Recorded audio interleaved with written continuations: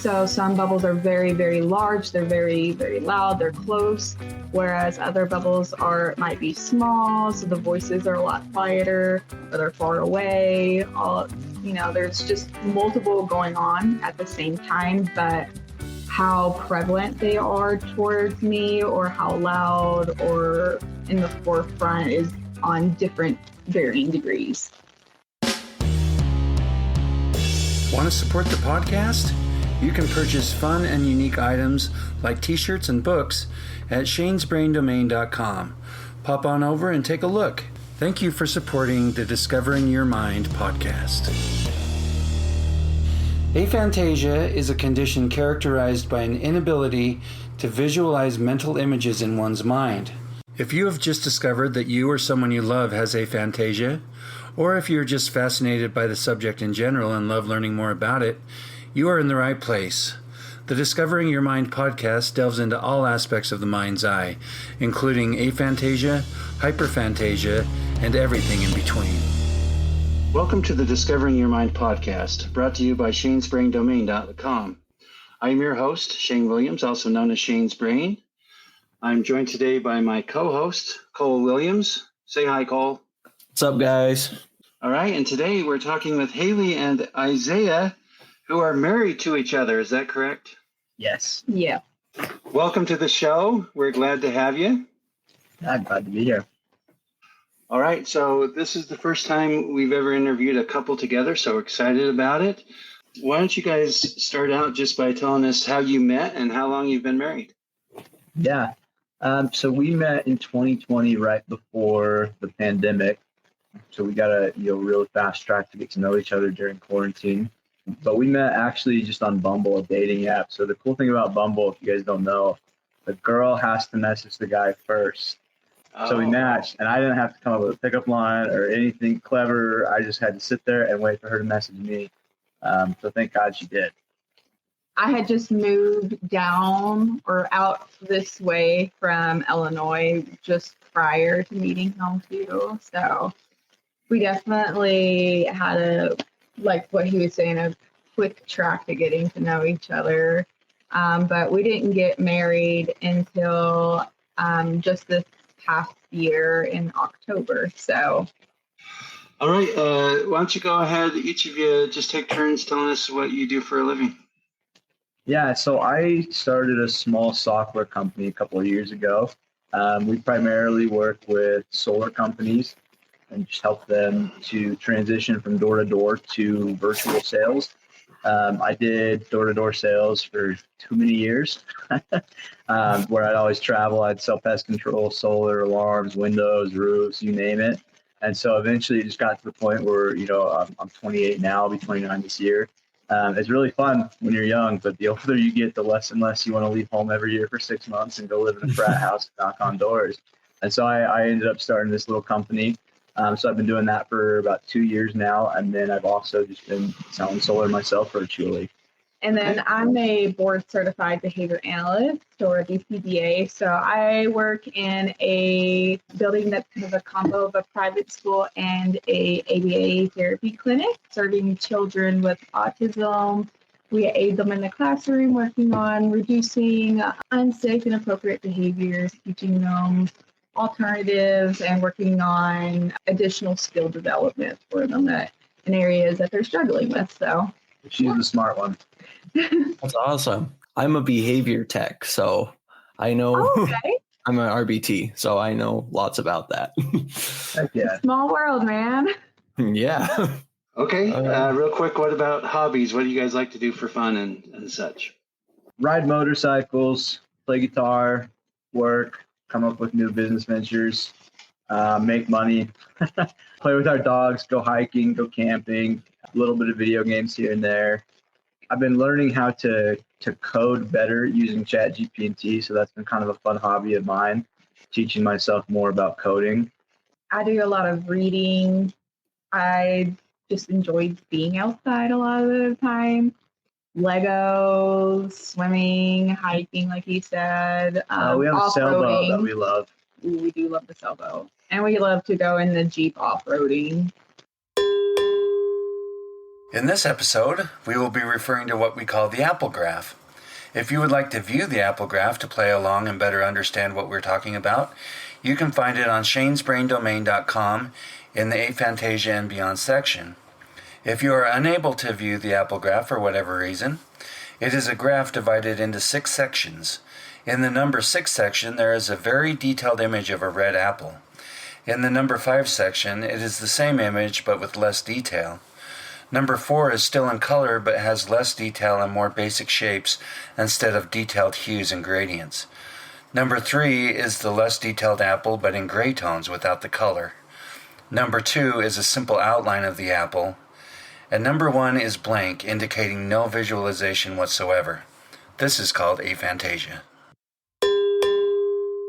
Okay, so the first thing we want you to do is imagine a red apple in your mind. All right, now we're going to share a little graph with you. On this scale, which of the numbers represents best what you saw in your mind? 1. I would say I'm between 2 and 3. 2 and 3. Interesting. So between around the 2 range is what we like to call, or what is known as, hypophantasia. So almost aphantasia. If you could tell us a little bit about when and how you discovered you have aphantasia or hypophantasia, and like tell your story of how you learned about it. So I actually had no idea it was even a thing. I was listening to, my dad did a podcast with you, Shane, and I was listening to it and I had no idea, what it was about, or, I had nothing going into it. And I heard him talking, you guys, going back and forth about what aphantasia is. And I realized, oh my gosh, I have this. I had no idea that was a thing. I never heard anybody talk about it before. Didn't think that was a thing. It never came up in my everyday life. It never really has affected me or anything like that. But listening to that podcast just a couple months ago, that was when I realized, oh my gosh, I have this thing. And so I went home from work that night. So I was listening to that podcast at work, and I was talking to Haley about it. I just asked her the question. I was like, when you close your eyes, can you imagine things and see things? And she's like, no, I have aphantasia. And I was like, oh my gosh, we both have it. So that was really I didn't know until just, a couple months ago. And that was really how I figured it out, and figured out that she had it, just because it never come up. It never had been an issue or, something that I discussed or even thought about. But it was shocking to realize that other people can close their eyes and see things. For me, I feel like it became kind of a topic online a little bit about a year ago. I was seeing a lot of videos kind of discussing the topic. And so then it caused me, my background makes me don't want to go and look at research articles for it. And so I started just looking more medical and research-based articles regarding the topic. And that's kind of whenever I discovered that I kind of fit into that. But I mean, prior, I would say I was in middle school when I discovered that something wasn't aligning with what everybody else, because I had watched a popular medical show at the time, and it dealt with a client visualizing, and they heavily talked about the concept. They didn't bring up aphantasia at all in the episode, but it did make me realize that people could actually visualize things in their mind.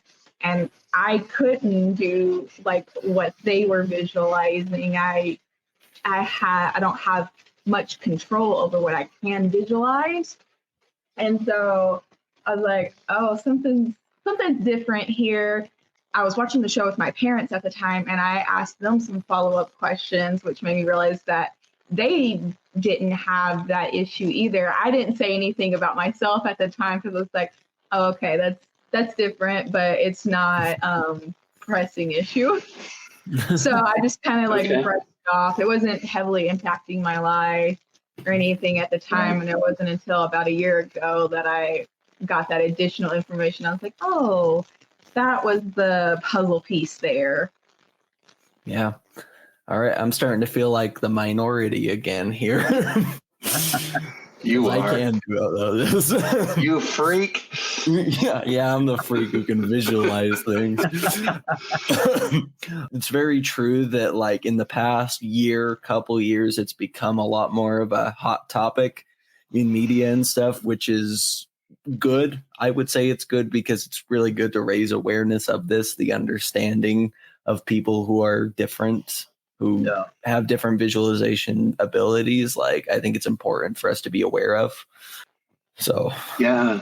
It's estimated that about 3 to 4% of the population has aphantasia. So it's definitely a small number. Most of the time when people are talking, they have no idea it exists. So they just tell everybody to visualize this and do that because they just think everybody can do it. Yeah. yeah. All right. So real quick, if you imagine a horse in your mind, can each of you just describe what that is like, if you see anything at all, or just a quick description? I don't see anything. Like, I know what a horse looks like, so I know I could give you answers of, hey, it's a horse. Like, it has 4 legs. I can't see a horse. Like, I can't see a color. I can't see an outline. I can't see anything about it. I just I logically know what a horse looks like, so I know how to describe one. But when I try and see one in my mind, it's flat. For me, it's kind of a mix almost. So like I've said in the past, like I can loosely visualize. It's not very defined. It's very blob-like, and it just almost makes the shape of it. Usually my background is stark black, and then my visualization it's almost smoke-like. It doesn't stay firm. It kind of loosely moves in the form of what it looks like, and the blob is usually lighter, so how it can vary on how bright it gets depending on how hard I'm really working to concentrate on visualizing.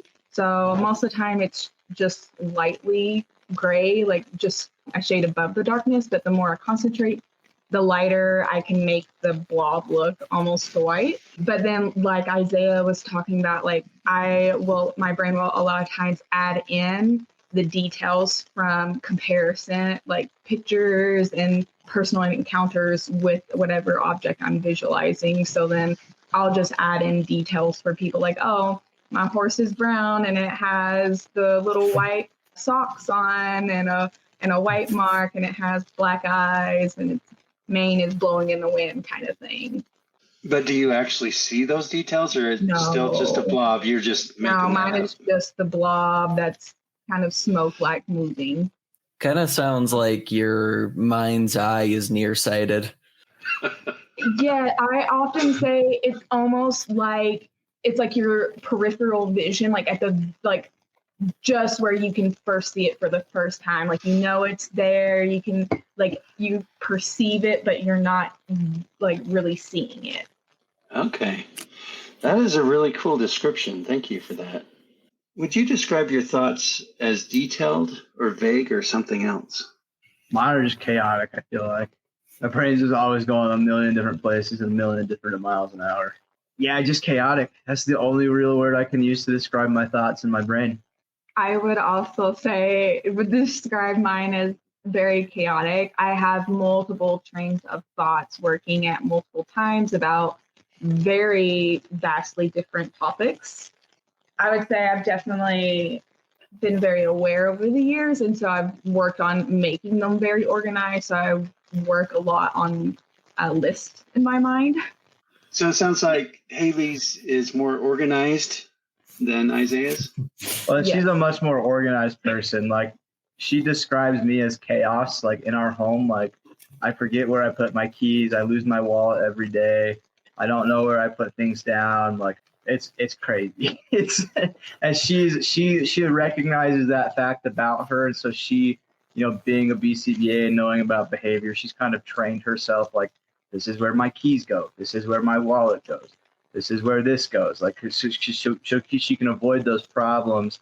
And I just am not as detail oriented. She's definitely trained me a little bit, but for the most part, I just don't put systems or processes in place, and the chaos from inside just spills out to outside. I'm not the organized one. I want to talk about the word thought for a minute because we've talked a little bit about this. My thoughts are chaotic. My thoughts are more organized. I would say my thoughts are very kind of distant and vague. Cole's thoughts are more visual. So a lot of people that are listening to this will struggle with, if a thought isn't visual, what is it?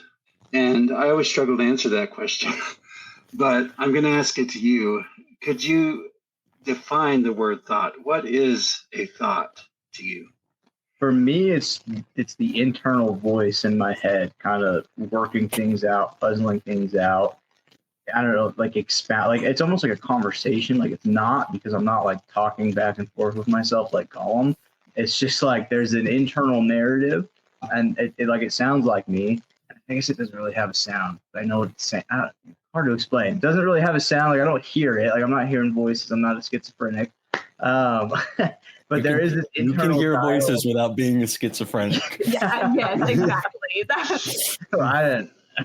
But so it's not like a loud voice. It's just like an internal dialogue almost, is what I would describe as my thoughts.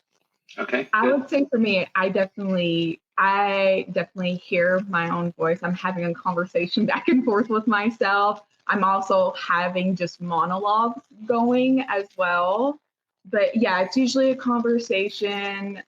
Okay. So in your case, you do hear yourself talking. Oh, yes. Again, just with defining words, what about the word imagine or imagination? What do those words mean to you?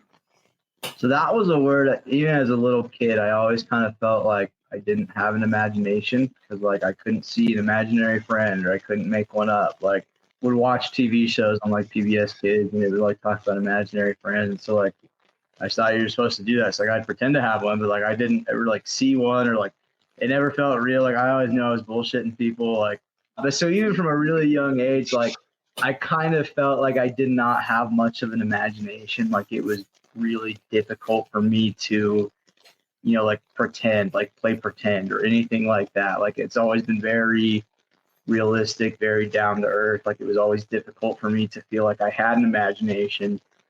Just because again, like when you're little, like you want to be normal. You just want to be like everybody else.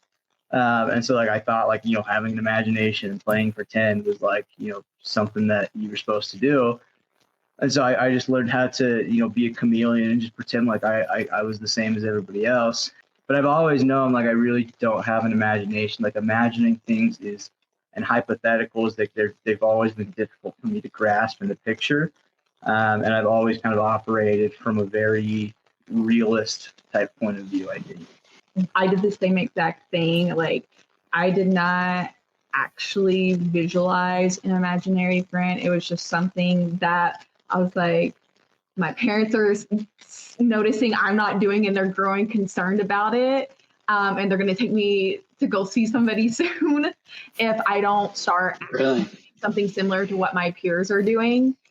And so I just would pick up on the cues of what my friends were doing for their imaginary friends. And I just did something very similar, but did not actually feel like I was engaging with an imaginary friend. That was just me playing along. So I would still say I did have a somewhat of imagination, but I perceived it more as my own contribution to what I was already encountering.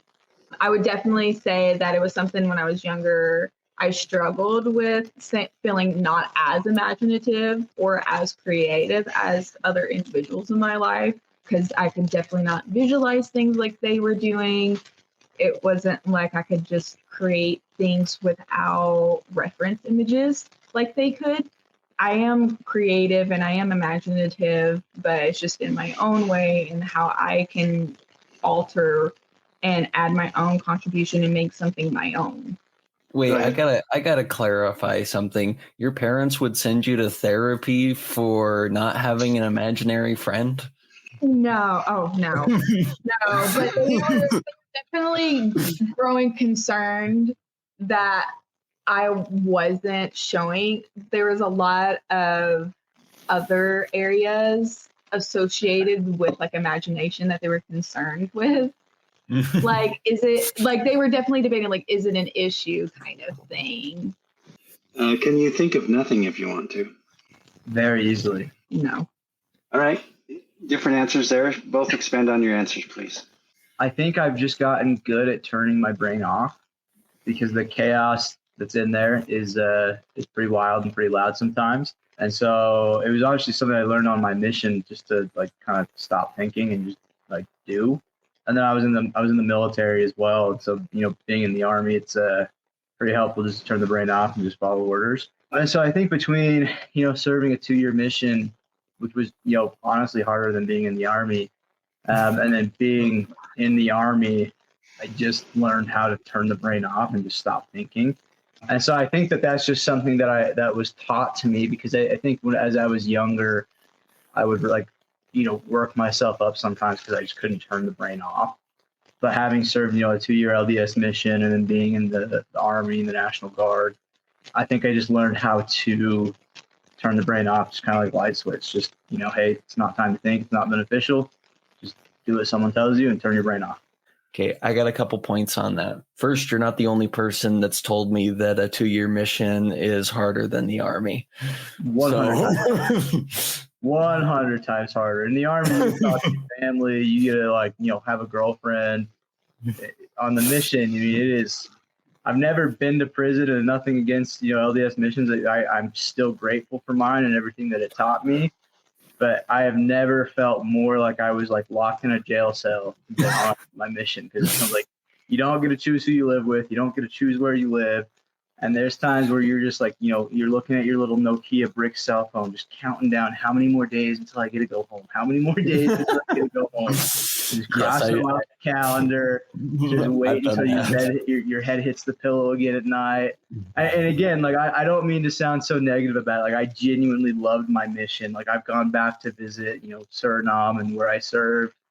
So I am very grateful for it, and I'm grateful for what it taught me. And it really does teach people how to be a man, but it is also insanely difficult. I'm with you there.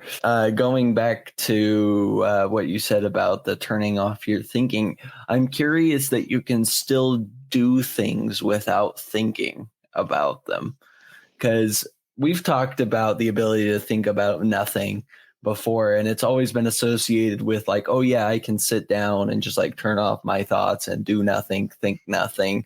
I'm curious about how you can both think of nothing and still be able to carry out tasks. How does that work? That's a great question that I've never really thought about before. I've always called it my autopilot. Yeah, autopilot is honestly a great word for it. You flip a switch and you're coasting. You're not paying attention to what you're doing.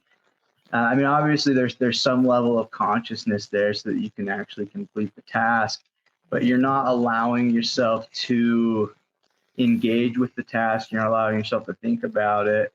On my mission, I was in an area called Outkijk in Suriname, and we would ride our bikes, 70 miles a day. And I had a computer on my bike, so I would track it 70 miles a day, just through the rainforest in a white shirt, tie, and slacks and dress shoes. So not the clothes you're doing that in. And so it's because we were in the jungle, and so houses were just dispersed, ridiculously far apart from each other. And so I would spend, literally every day. I served in this area for 6 months, 6 months every single day, riding between 50 and 70 miles a day. So a lot of downtime on a bike. And so I think that was really when I kind of learned to just turn off my brain, don't engage with how much it sucks to be riding a bike through 100% humidity and 90-degree heat through the rainforest. And because the more you think about it, you're oh, this sucks. Oh, I don't want to pedal anymore. The more it's going to suck. And so I just kind of learned, I think that was when I really first kind of learned, just turn off the brain and just pedal the bike. I would imagine that marathon runners kind of do something similar. If you start thinking about, and I've never run a marathon, I will never run a marathon. But I imagine that if you're running a marathon and you start thinking at mile 3, oh, this sucks, I've got 23 more miles to go. I'm tired, my legs hurt, my shoes hurt, my feet hurts.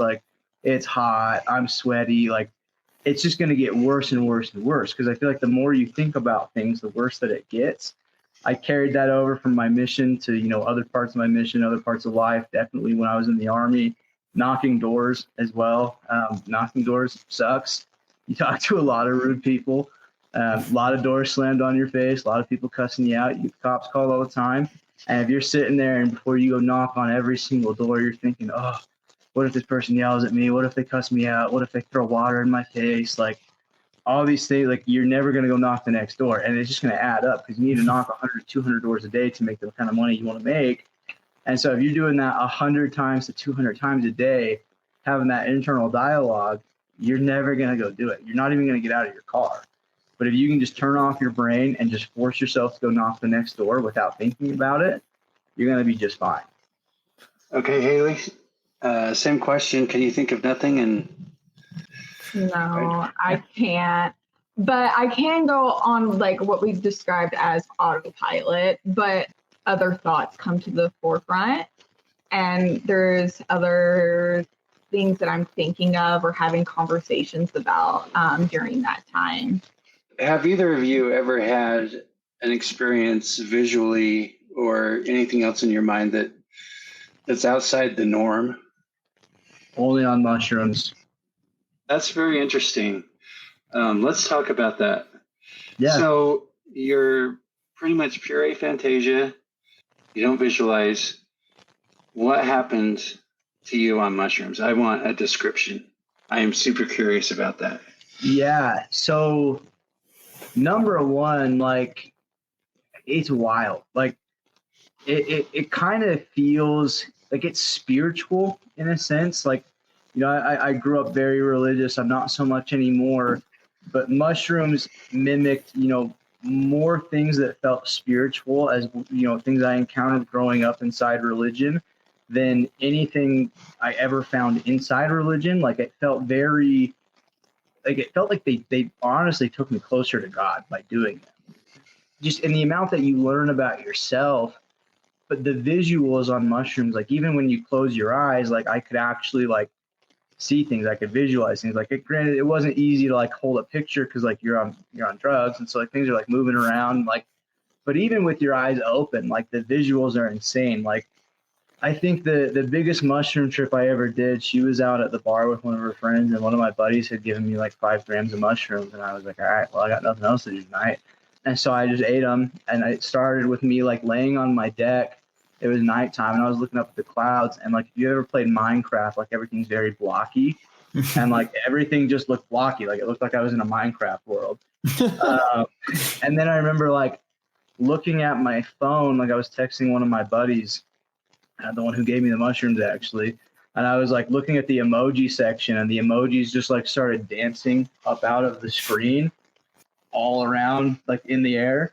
And I remember like closing my eyes and just like seeing all these emojis like from my phone, like just, and my eyes were closed, like, but I was just looking at like emojis just like floating around the room. And I was like, at that point I was laying in the hammock with my dog, like just crying about how beautiful life was and like how beautiful everything looked.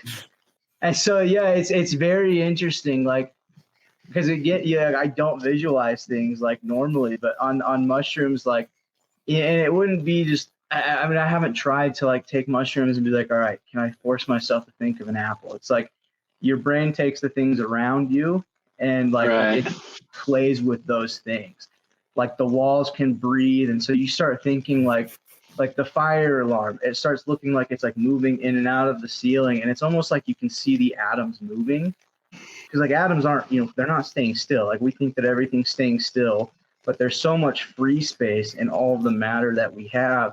And so on mushrooms, like it's kind of almost like you can like see the movement in the particles and in the atoms that make up the things that are out there. And your brain can kind of like discern that almost. Like it almost just puts you on a different plane. It's really weird, but it's really cool. And it's always an amazing, uplifting experience for me. But the visual side of it is, that's why people do abuse it, is because I think the visuals for some people are so fun. For me, it's just not worth it because I hate the way that they taste. But the visual side is very cool. But just mentally and being able to, see these different things, and then as well just explore different things about yourself, like work out past traumas, work out, these different stories that you're telling yourself. Because I mean, there's like graphs of psilocybin and what it does to your brain waves. Like we have so many brain waves and neuron pathways that we don't use, and they've x-rayed brains on psilocybin, and you can literally see all of these neural pathways opening up that typically people don't use. And like when you're doing mushrooms, you can like feel those pathways. Like you can feel parts of your brain working that have never like been turned on before, that just don't fire. Yeah, I talk to a lot of people about aphantasia, and that's one of the questions I get a lot. Have you ever done mushrooms? Or wondering what would psychedelics do for someone with aphantasia? So that's why I wanted to go there with you, because I find it very interesting, and it's something I get asked a lot. As for me, about any unusual like visualizations, I feel like the only time I have been is some not so pleasant experiences. In stark contrast to Isaiah's, I've had sleep paralysis before, as well as night terrors. And though during both of those experiences, I was able to like obviously visualize things that weren't really there and experience like that. Like during night terrors was like the first time like I could encounter where people were talking about like where they could like see a movie kind of going on in their mind. That's been the only time. And then as far in the night paralysis has been the only time where I could like visually see things moving and create, like my mind could create those visualizations that weren't actually occurring. "You're a wonderful dancer," she said with a smile, as I shimmied and shuffled and boogied with style. "Thank you," I stammered. "I appreciate that, but I just need to know where the bathroom is at." All Mixed Up, a motley horde of funny poems, is available on shanesbraindomain.com and Amazon. All right, well, let's talk about mind audio. And we've already talked a little bit about this, but let's go over some of this more in depth. Do you have an inner monologue, and what does that mean to you? I don't really hear it, but like I can, like it's a weird, like I know what my mind is saying. Like that's how my thoughts typically operate. Like an inaudible voice. Like it's just like thoughts that are very articulated. I think silent, just articulated train of thought. But it's also just like there's like 17 of them going on at one time, and it's very hard just to focus in on one. And I think that's part of what makes me, successful is that I can, have all this different craziness going on. And I think it makes me think in a different way from most people because it is so chaotic. And so it's kind of a blessing and a curse because it was very annoying at times because there's really no control over where the monologue is going. Like, unless I just turn everything off completely and just go into autopilot mode, it's just going around and around and around like crazy. But it also, I think, is, part of the reason why I think so differently about things and why I'm able to be successful in my careers. For me, I can definitely, like I've said previously, I can hear all of mine. I usually compare it to one of two.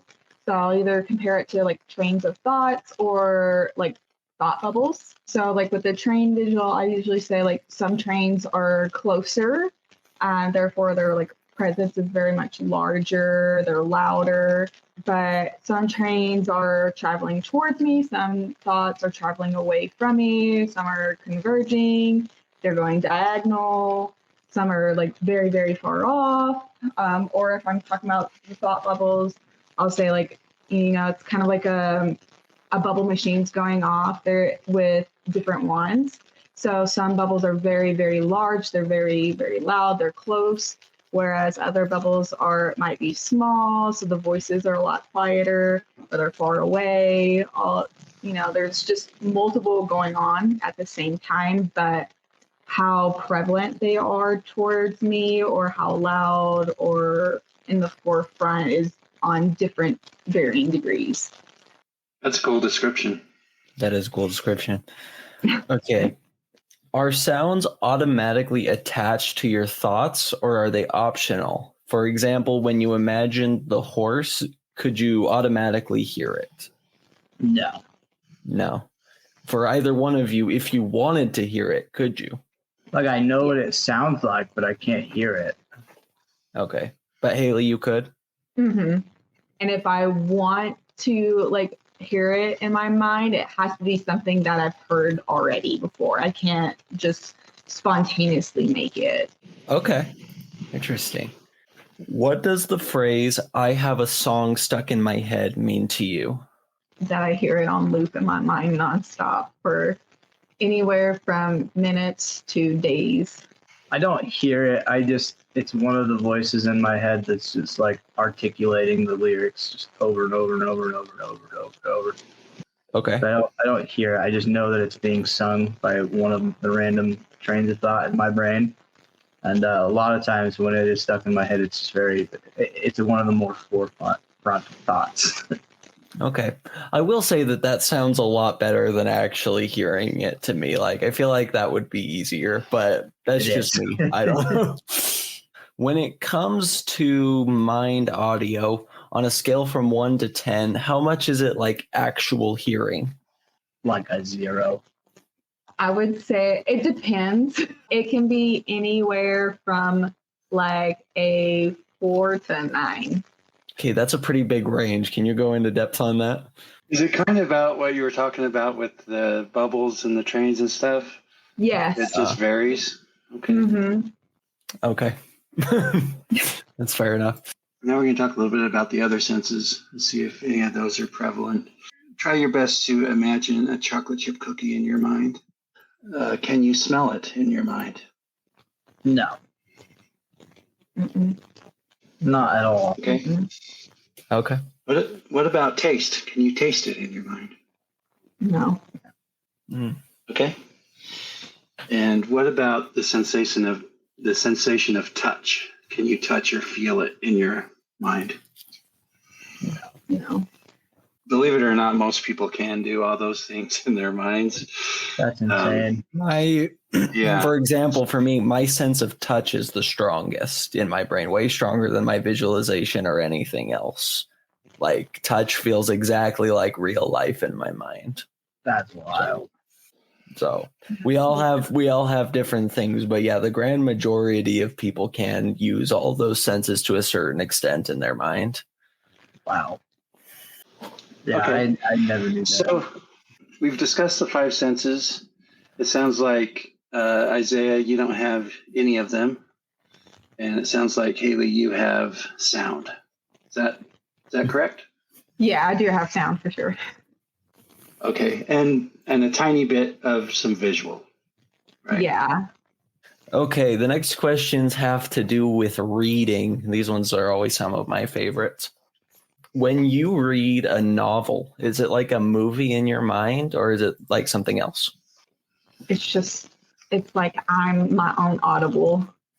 Yeah, that's pretty accurate. It's like just listening to a book on tape, but I'm reading it. Okay. Do you like books? Do you like reading physical books? I do. I prefer listening. Okay. How well can you think about what the characters and surroundings might look like? Hardly at all. Like Harry Potter is always like easier because like I know I've seen the movies, so, like I know what like Hogwarts looks like whatnot, and so I kind of just like put it with the movie. Is like, okay, this is what it looks like. Like I know what it looks like, but I don't see it. Kind of like the same thing when like you tell me to imagine a horse. Like I know what a horse looks like, but I don't see it. But if I've like seen a movie or if I've seen like depictions or like if there's pictures in it, it's like a lot easier to kind of, be like, okay, this is probably what it looks like. Like I don't see it, but I know what it looks like. Yeah, very much the same. I don't see a movie at all. Since I do have an art background and I have so many reference images in my history, like I can like kind of make comparisons a lot of the time. Like, okay, like I think it would be like this, but I don't like actually like see it though. So where does your enjoyment of reading come from, do you think? I think because I can get so absorbed into my own thought, and my thought can I've always described myself as a like very, very empathetic person. And so as I'm reading, a lot of the times I choose a lot of stories that I can relate to. And so then a lot of times, I think that's where a lot of my imagination comes in. Like I can kind of imagine myself in that person's shoes because I've like encountered like, oh, okay, not this exact situation, but I feel like this situation would evoke these emotions that I've had from this similar experience. And I can kind of imagine myself in their shoes almost and perceive their emotions. And so I get kind of, I think, lost in my thoughts in the book, and it kind of absorbs my mind. And so most of my thoughts take on what's going on in the book or correlations for the book. And so it can distract myself from like thoughts from work, and like redirect my thoughts is a good way to think of it. Okay. That's a very emotional connection. Yeah, so you're not seeing the sights, you're feeling the feelings. Yeah. Okay.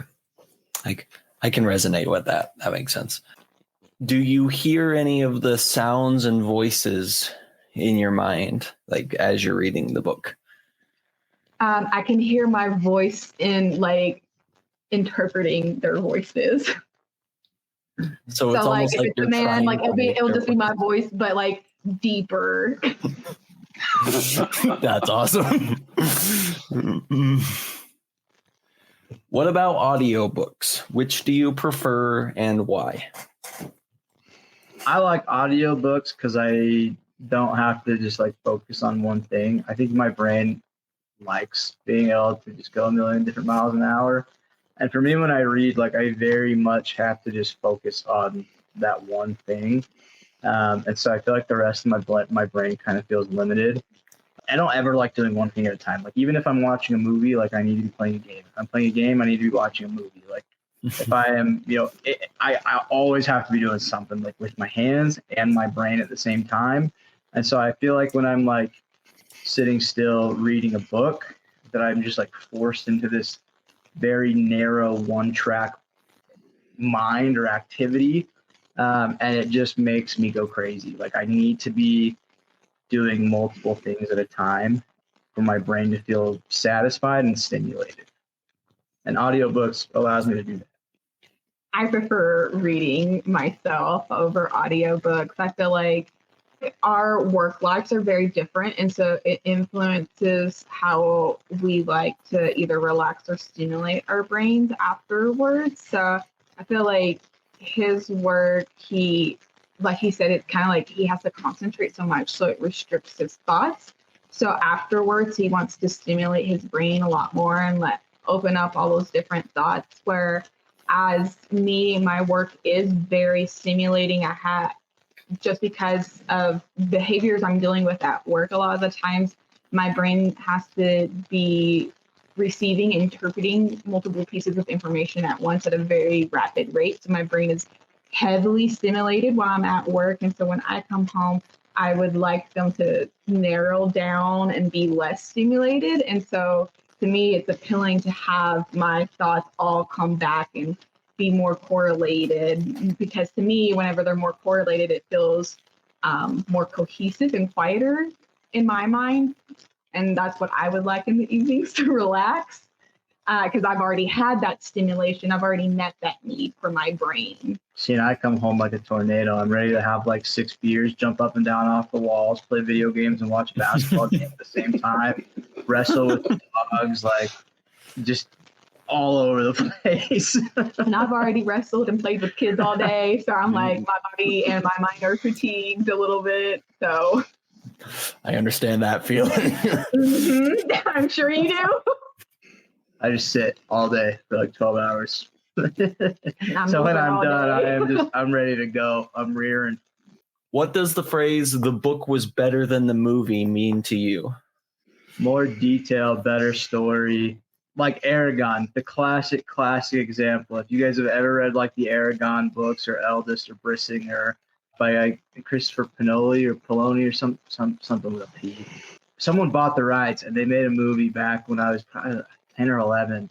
And the movie was trash. Like it was the worst movie ever. Like they completely went offline from the book. They completely like had characters die when they weren't supposed to. They really just butchered the entire storyline. And those are some books that I was a pretty big fan of as a kid. Like I've read those and I've listened to them on tape, since. And that movie was just so bad they never made a second. Like there's 5 books in that series, and they made one movie and it just was horrible. So they never even bothered to make another one. And it wasn't a low budget film. Like they spent a good amount of money on it. They just lost so much money. They're like, all right, screw this. But they absolutely destroyed the storyline from the book. Like they just changed details. They changed timelines. They changed characters. They made people die that weren't supposed to die. Way too much liberties with it. And so for me, it's just like a better story and better details in the book rather than in the movie. Whereas the movie, like, yeah, it's cool because you can sit there and see it, but if it's not true to the story and true to the author's world and the world that the author really had you buy into, it's just not worth it. What about for you, Haley? When the book's better than the movie, what does that mean? Usually, like Isaiah was saying, it's just there's a lot of lost details that help sell the story plot, the emotional connection you have to characters, the investment in their character development.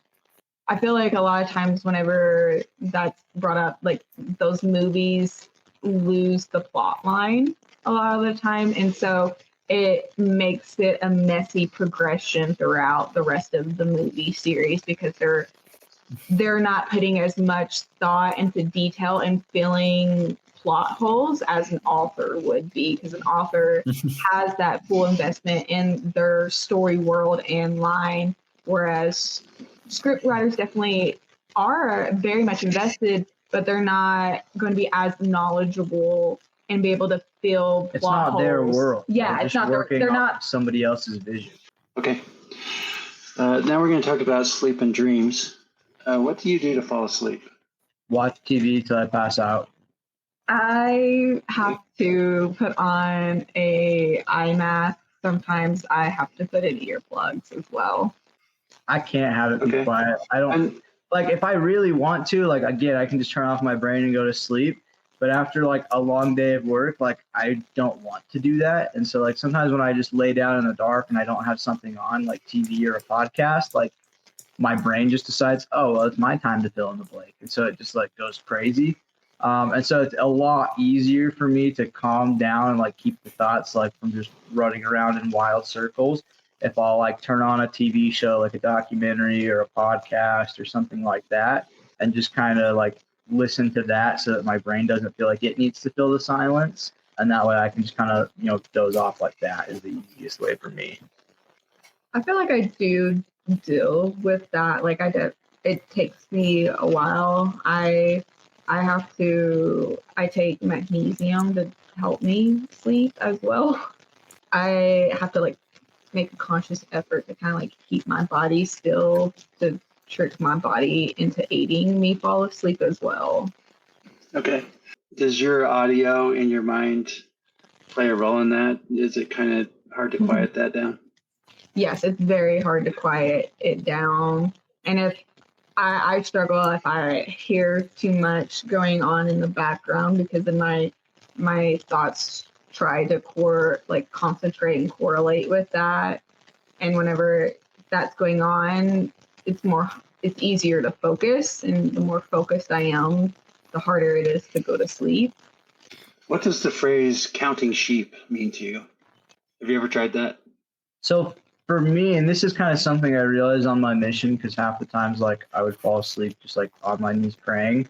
And so I realized like all of a sudden like I'd be like praying silently in my head, and then I'd be like waking up 3 hours later on my knees on my bed, or like on the floor, like leaned onto my bed. And so I realized that like it was the same thing as counting sheep, because it's just like focusing on one thing, just a very monotonous thing, like counting numbers, like just 1, 2, 3, 4, because it's like something that you don't really have to think about, but you have to think about just enough to like silence all the other trains of thoughts that were going on, keeping me awake and all the other things I was thinking about. That does not help me. I can get up into the hundreds. For me, like a lot of times when I'm falling asleep, I would equate it to like the TV being on, and you're slowly turning the volume off until somebody just suddenly turns the TV off. I'm just like fatigued enough that it like just shuts off. If you try and count sheep, do you see any image? Like, do you get that smoky blob at all? If you want? No, I'm just audibly counting my mind. I don't even, because a lot of times for me to visualize, I really, really have to like, it's an actual like effort to even be able to visualize that blob. I feel like what I have been able to visualize is just because it's something like I really, really worked at when I was younger, whenever I was doing a lot of art. So it takes a lot of effort for me to even visualize that. So I don't even try because it's taking too much like mental effort and stimulation, which is taking away from trying to fall asleep. Right. That makes sense. All right. Do you dream? Yes, and sleep talk quite a bit. Yeah, sleep talk a lot. Okay. No wonder you got to wear your plugs. Mostly swear words. Yes, it's whenever he's having a fight with somebody in his dream, usually. So I have like a lot of nightmares. So like if I am dreaming, it's usually going to be like a nightmare or a night terror. I don't have many like dreams outside of that. I'm just fighting with people in my dreams, and it's fun. So, Isaiah, would you describe your dreams as visual? Like in that case? Yes. Are they visual? Yes. Like I don't see myself, but like I can, like it's just like I'm awake. Like I'm just like walking around doing shit, interacting with people, having conversations. And then it's funny because when I like start to sleep talk, like I'm aware of what I'm saying, but not aware enough to not say it. And so it's like I can hear myself saying it like in real life, and I realize that I'm sleep talking, but I also like the dream feels so real that like why. Like, I'm not going to not say it. Like, I feel like I'm having a conversation in the dream, and that's what leads me to just saying it in real life. And I can hear myself saying it, like, my awake mind can hear my sleep mind, like, having those conversations. It's weird. Like, that's cool. You know, my sister Rebecca, I had a dream, like, 2 weeks ago that, like, I was in front of her kids, and I was swearing. And she's like, do you really have to swear every sentence? And so my response was, and this is what I shouted out, was, why the F wouldn't I? But I didn't just say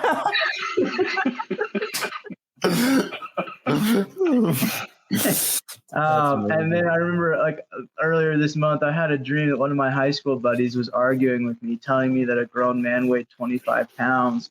And so Haley woke up to me screaming, Nick, it is not effing possible for a grown-ass man to be 25 pounds. He would die. I'm just arguing with people most of the times in my dreams. Most of the things that I remember from my dreams are associated with the words that I catch myself sleep talking and saying. And that's why I can remember the event of what the actual dream is. But without like sleep talking, it's a lot harder to remember the dream. So in the dream itself, does it feel real, or do you know you're dreaming? Extremely real. No, it feels exactly like I'm doing that. Like, I think when Haley woke me up today for this podcast, I told her, like, give me a minute. I want to finish watching this video in my dream. Yes. And, like, I was still passed out when I said that. But, like, I was watching a video in my dream. I think I was watching, I don't even know what it was. Like, my mind was making things up. It was a music video, and these dudes were doing cool vape tricks, and I wanted to see it. And I thought if I stayed asleep, like, because the video was just playing, and then she came and woke me up, and I was like, hold on, I'm going back to this. I didn't. Like, I got up, but I don't think I could have gone back to that video anyway. But yeah, like, it was like an in color, like, music video with two dudes doing vape tricks, and I thought it was cool. And it's all very vivid as well? Very vivid. All right. So you're having a very different experience in your mind when you're asleep than you are when you're awake. Yes. Okay. What about you, Haley? Any more description about any of those things? I would say like whenever I do have them and I remember them, like they are like visual, like they're playing like a movie. I like during my dreams, I would say I definitely feel like the sense of touch and like smell during it as well that I can't whenever I'm conscious. If you want to recall a memory, how does it manifest in your mind? I think just dialogue, Okay. not really images so much. What about you, Haley? Yeah, I feel like for the most part, like I don't have control over whenever I can like, because like occasionally like I can like see like a flashback of like a photo almost of the event, though I don't have control really over whenever I see those occur. But for the most part, it's usually like whatever I do have control over, it's the audible. Like I can hear like what we talked about and like what was said during the event. I remember feelings too. Like I can remember Yeah. like what I felt during the event, and like, yeah, it's kind of how I felt. Okay, that was one of the next questions, is whether or not emotion is attached to those memories. And it sounds like it is for you guys, very much emotions. Yes. Okay. Does it feel like you're reliving the memory when you recall it, or are you just observing it, or something else?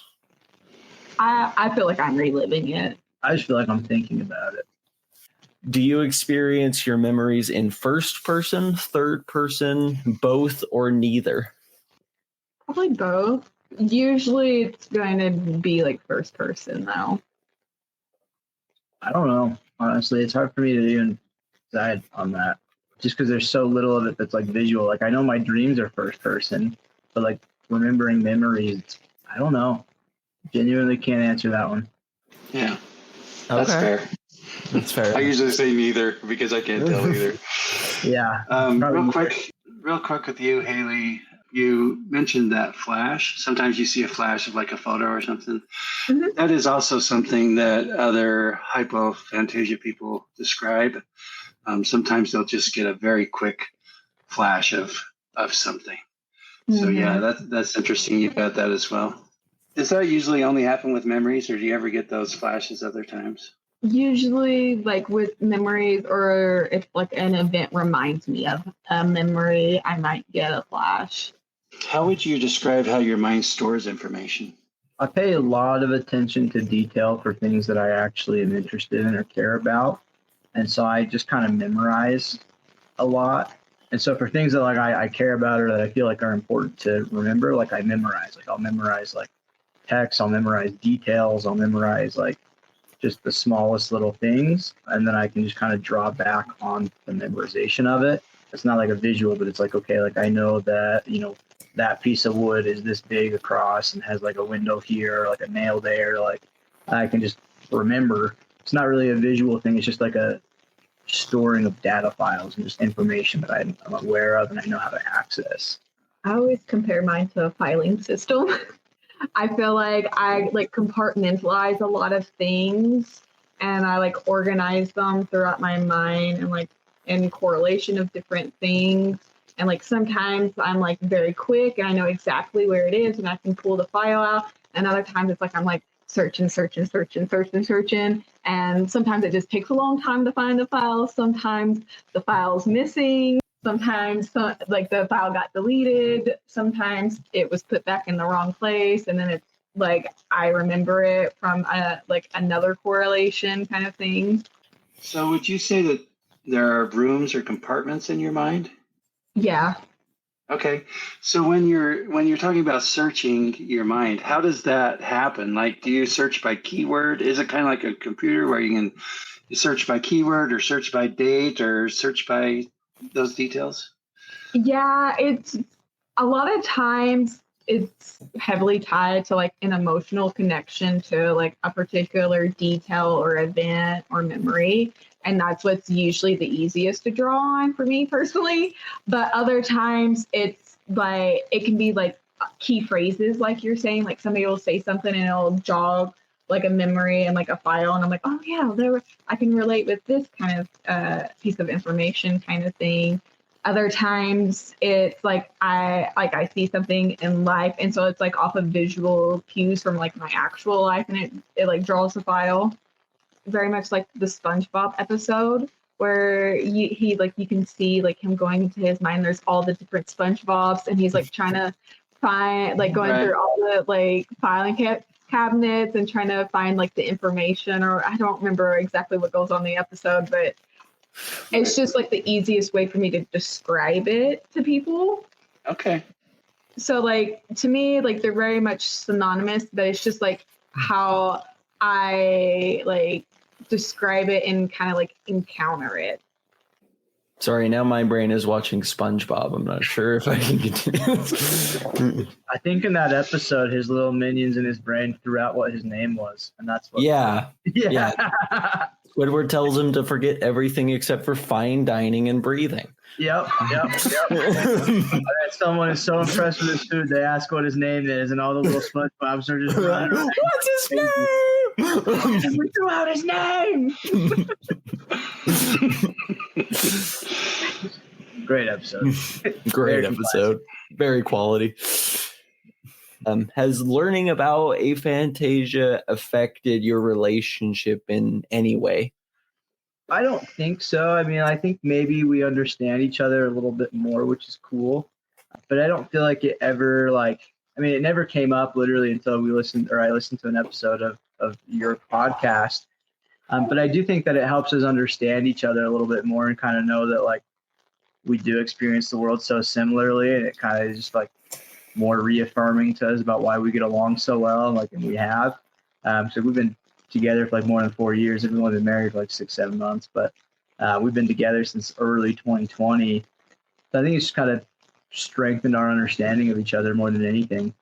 Yeah, I would agree. I think it's just another point of like another similarity that we share. I'm like, oh, that's cool that we both like have similar experiences, and it helped us, like you were saying, understand each other a little bit better again. What would you say are some of the upsides to having aphantasia? I feel like my actual observation to detail in real life is probably more attentive to somebody that doesn't have it. I agree with that. I don't know. I feel like that's why I'm so good at memorizing things, because I can't visualize things. And so I like being able to memorize things. It's very helpful. I find that odd because I feel like if I had aphantasia, I wouldn't be able to memorize things. I feel like it'd be so much harder. A lot of repetition. Yeah, I can imagine a lot of repetition. Would you say there are any downsides to having aphantasia? Not being able to eat chocolate chip cookies in my mind.